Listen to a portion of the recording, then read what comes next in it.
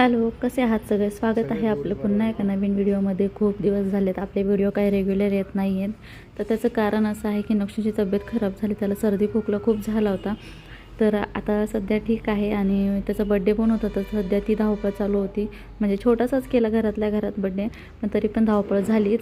तर आम्हाला संभाजीनगरला निघायचं होतं आणि त्याआधी मला फोटोशूट करायचं होतं, कारण बड्डेच्या ठिकाणी काही व्यवस्थित एवढे फोटो काढणं होत नाही आणि एवढा निवांत वेळ भेटत नाही, म्हणून आम्ही पहिले त्याचा फोटोशूट करून घेतला. तर आता सध्या जालन्यामध्येच केला फोटोशूट आणि लगेच आवरून संध्याकाळी आम्हाला निघायचं आहे संभाजीनगरला, कारण अचानक आमचा प्लॅन झाला की आम्ही संभाजीनगरला बड्डे करायचं आहे. छोटासा नाही तर आम्ही इकडेच जालन्याला करणार होतो घरातच.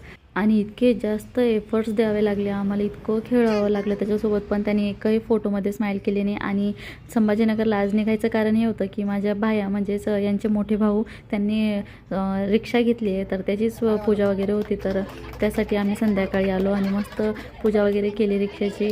आणि आमच्या फॅमिलीमध्ये आता अजून एक मेंबर ॲड झालेला आहे, तर ती म्हणजे आमची नवीन रिक्षा.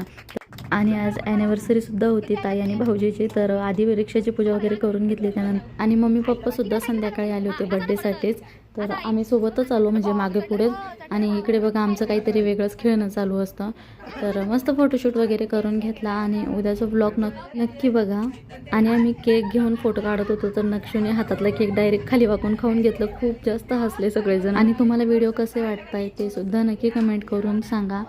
आणि आम्ही सगळी फॅमिली एकत्र आल्यावर सर्वात जास्त एन्जॉय आमचे लेकरं करतात, त्यांना खूप जास्त मजा येते सगळेजण एकत्र आल्यावर.